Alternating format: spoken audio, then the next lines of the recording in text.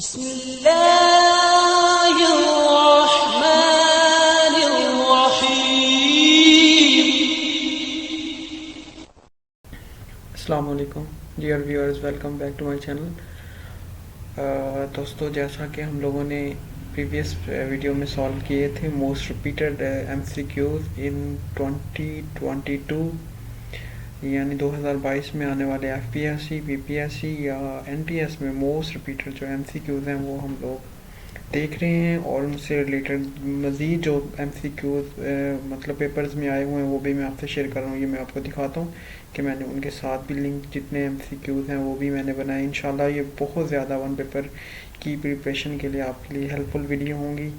और चलें स्टार्ट करते हैं। आज एक बहुत ही इम्पोर्टेंट यानी एमसीक्यू से हम स्टार्ट करेंगे, जो कि अभी एमओडी का असिस्टेंट डायरेक्टर का इवन पेपर हो रहा था, उसमें भी उन्होंने इसके बारे में पूछा हुआ था, नोबेल प्राइज़ के बारे में। तो दोस्तों, नोबेल प्राइज़ जो होता है ये मैं आपको दिखाता हूँ। नोबेल प्राइज़ एक अवार्ड है जो कि स्वीडन एक कंट्री है, इसका स्वीडन का उन्होंने अभी वो भी पूछा हुआ था कि इनकी करेंसी कौन सी है, तो वो कोरोना है।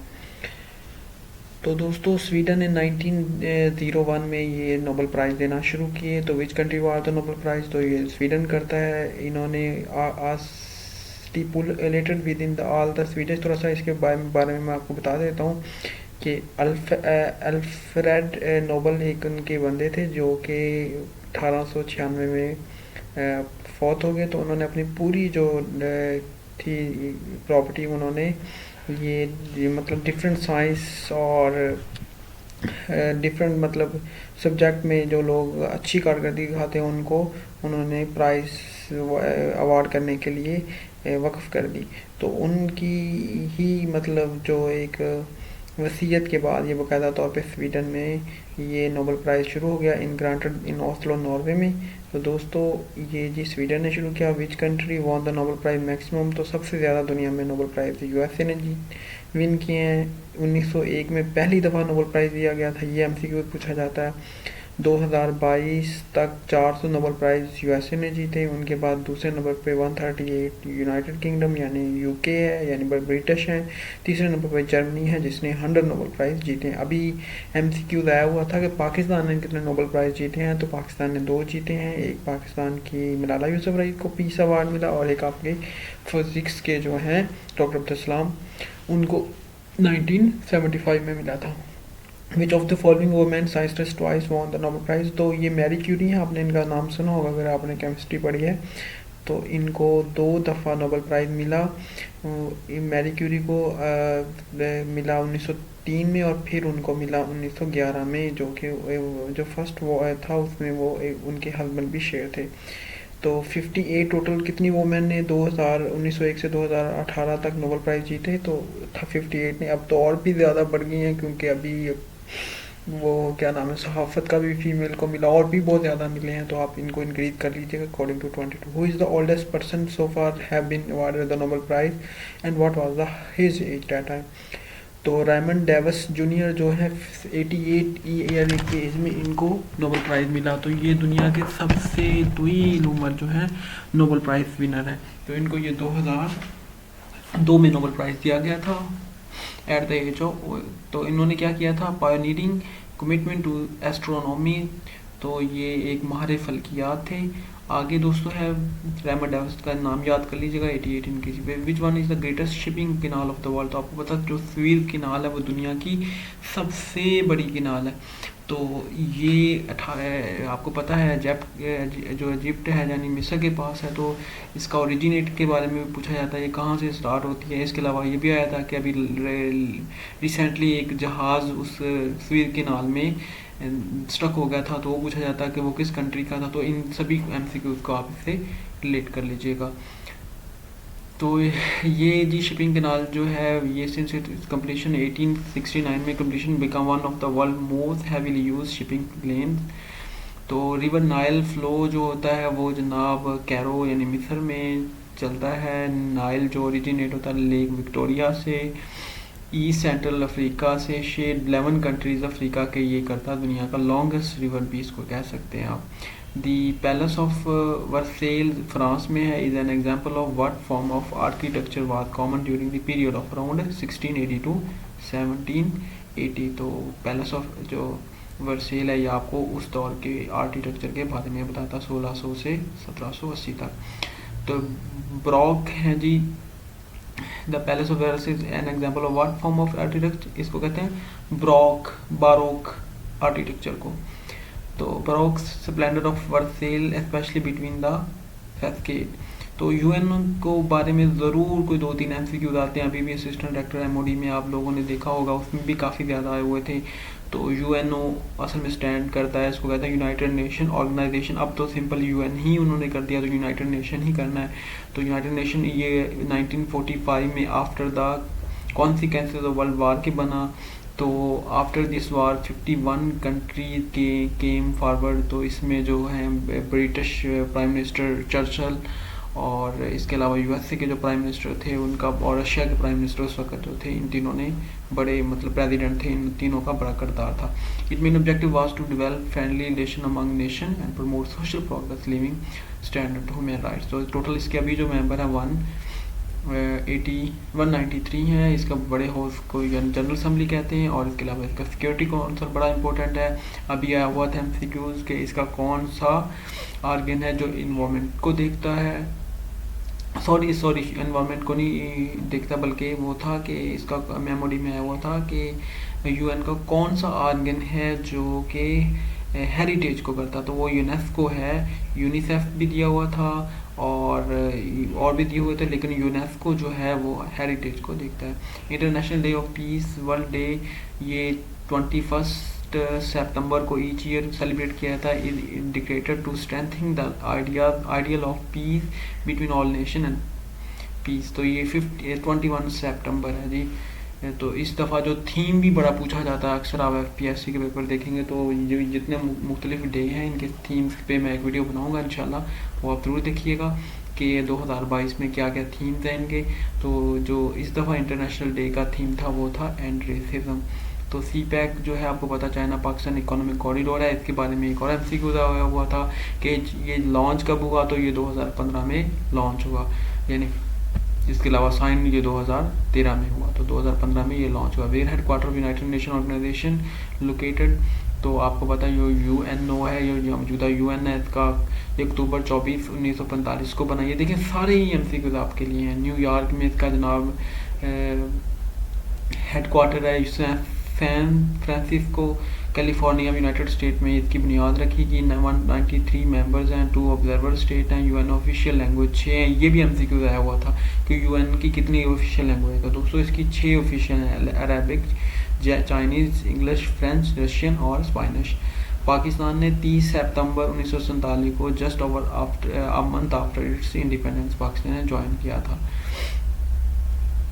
तो जो एक्चुअली में जापानीज निहोन, तो विच मीन्स सन ओरिजिन। तो इसका मतलब होता है which is loosely translated to mean the land of the rising sun, इसलिए भी इसको कहते हैं। Which of the following can survive centuries. तो आपको पता हनी जो है ये सेंचुरी सर्वाइव कर सकता है इनमें से, ये बहुत इंपॉर्टेंट है। रियल हनी जो होता है can last for a very very long time. Build the Badshahi mosque in Lahore. तो औरंगजेब आलमगीर ने बिल्ड की थी, ये याद कर लीजिएगा। मोस्टली जो मसाजिद हैं औरंगजेब आलमगीर ने बनाई हैं क्योंकि वो बहुत ज़्यादा मजहबी थे। तो बादशाही मस्जिद 1673 में बनी। इसके अलावा ये भी एमसीक्यू दोस्तों आ जाते हैं कि जो शालामार गार्डन है ये कब बनाया गया, किला कब बनाया गया। तो इनके बारे में डेट्स के बारे में आ जाता है। जो शालीमार गार्डन आई थिंक वो सबसे पहले जो मुगलिया तामीर है इधर लाहौर में वो थी 1640 में। तो इसी तरह जो बादशाही मस्जिद के बारे में आता है, इसके अलावा जो इन्होंने बनाई, इसके अलावा किले के बारे में आता है, ये सारे आप कर लीजिएगा। जो the following is the narrow straight of the world. तो आपको पता है स्ट्रेट ऑफ थर्टर जो है ये दुनिया की सबसे नैरोएस्ट स्ट्रेट है। तो आपको पता है जो स्ट्रेट होती है ये असल में क्या होता है, एक नैरो पाथ होता है बिटवीन द टू मतलब ओशन जो जिसके थ्रू एक वो मुख्तलिफ कंट्री अपना ट्रेड शिप लेके मूव करते हैं। तो स्ट्रेट ऑफ थरकर is the narrow strait in the world. It is 7.3 kilometre wide at the narrowest point. It is strait in the Pacific Ocean में, dividing the Russian land of शैकलेन from the mainland Asia, connecting the sea of ऑर्थ। अच्छा जी, which street is the most crooked street in the world. तो most group तो है 200 streets के बारे में भी बड़े क्वेश्चन पूछे जाते हैं। इसके अलावा कौन सी स्ट्रीट क्या है, तो लैम्बर्ट जो स्ट्रीट है दुनिया की मोस्ट क्रॉक्ड स्ट्रीट है। Lombard street is the most crooked मतलब होता है दोस्तों टेडी स्ट्रीट इन द वर्ल्ड। ये देखें मैंने पिक्चर में भी साथ में लगा दिया है, तो कैलिफोर्निया में है, यूएसए में। मोस्ट क्रॉक्ड यानी मोस्ट टेडी, इसके अंदर बहुत ज़्यादा बल है, तो ये आप ज़रूर देखिएगा, इसको याद भी कर लीजिएगा। ये कैलिफोर्निया में है, यूएसए में। Which is the currency of Angola की कवानजा है। किसी न किसी कंट्री की वो ज़रूर पूछता है, कभी रशिया की पूछ लेगा रॉबल्स, कभी वो पूछ लेगा अंगोला की जैसे कवानजा है। अभी उसने इसकी एमओडी असिस्टेंट डायरेक्टर में उसने पूछा हुआ था, इसकी स्वीडन की जो कोरोना था। इसी तरह मतलब डिफरेंट कंट्रीज़ की है, तो इसकी अंगोला की कवानजा है। About Angola is country located in south west Africa में है। अंगोला कैपिटल लुआंडा है और कवानजा इसकी करेंसी है। गोबी डेजर्ट जो है आपको पता, Gobi desert is vast arid region in the northern China and south Mongolia. ये पूछा भी आता कि इन दो कंट्रीज़ के दरमियान है, तो इसका आंसर ए है, चाइना और मंगोलिया के दरमियान। It is known as for its dense mountain and rare animals such as snow leopards and Bactrian camel. ये भी पूछा जाता है। एरिया इसका इतना है दोस्तों, एलिवेशन इसकी इतनी है, लेंथ इसकी इतनी है। इंगर मंगोलिया में, इनर मंगोलिया में। Which is the second largest desert in the world after the Sahara desert. तो आपको पता है सहारा के बाद दुनिया का सबसे बड़ा जो डेजर्ट है वो अरेबियन डेजर्ट है। तो दोस्तों इसके अलावा पूछा जाता है Arabian desert a great desert region of the extreme south eastern Asia occupy about the entire Arabian peninsula. तो ये दुनिया के मुख्तलिफ डेजर्ट हैं। अंटार्कटिका डेजर्ट दुनिया का सबसे बड़ा डेजर्ट है। इसके अलावा नंबर 2 पे आर्टिक है, नंबर 3 पे सहारा डेजर्ट है, नंबर 4 पे अरेबियन है, नंबर 5 पे गोबी है, नंबर 6 पे कलहारी है। इनके सारों के एरियाज भी हैं। लार्जेस्ट लेक ये देख लीजिएगा please, the largest lake of the salt water, तो वो कैस्पियन सी है। ये बहुत दफ़ा आ चुका है कि लार्जेस्ट सॉल्ट लेक दुनिया की कौन सी है, वो कैस्पियन है। Caspian sea is the largest lake in the world. Caspian sea is the world largest fresh water lake भी इसको कहते हैं। The Caspian sea is the world largest inland body for water, variously classed as the world largest lake और full fledged sea. तो arm के दुनिया के सबसे बड़े इंपोर्टर आपको पता सऊदी अरेबिया हैं। उसके बाद दुनिया में दूसरे नंबर पे जो कि world biggest arm importer increase its arm import 61 to and Qatar by 361। तो टॉप 5 लार्जेस्ट आर्म है, इंडिया है, सऊदी अरेबिया है सबसे, उसके बाद तीसरे नंबर पे इजिप्ट है, चौथे पे ऑस्ट्रेलिया है, पांचवे पे चाइना है। Einstein was awarded Nobel prize for his work on, तो उनको जनरल थ्योरी ऑफ रिलेटिविटी पे नोबेल प्राइज मिला था। तो ये याद कर लीजिए उनकी जनरल थ्योरी ऑफ थी। Einstein was awarded by for his mainly contribution the theoretical physics, especially for his discovery the law of photoelectric effect. In the Nobel Prize in Physics awarded in the Albertson service to theoretical physics and especially on discovery of law of photoelectric effect. So Albert Einstein received his Nobel Prize on 1922।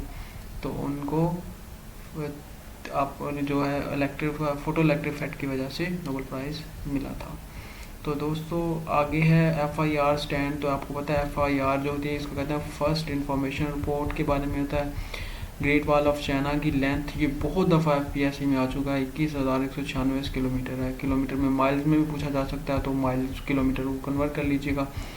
Great wall Qin Shi Huang also called the first emperor united China, इसको कहते हैं, इसने तमीर की थी। China created this wall as a defense against Mongols के खिलाफ when the Great Wall of China was made। ये 221 BC में। the mean Great Wall length, तो इसकी मीन 8,851 किलोमीटर है। the official length of the Great Wall is 21,196 kilometre है। जना पाकिस्तान ये जी स्टैनले वॉलपर्ट ने लिखी। Stanley Wolpert was an American historian author on the political and intellectual history of modern India and Pakistan and wrote official many fiction books on the topic. Who is the current prime minister of United Kingdom? ये अभी पूछा हुआ था, तो अभी Liz truss नहीं है, बल्कि अब इनके वो इंडियन है, तो उनका आप टैली कर लीजिएगा। अभी बल्कि MOD असिस्टेंट डायरेक्टर में आया भी हुआ था।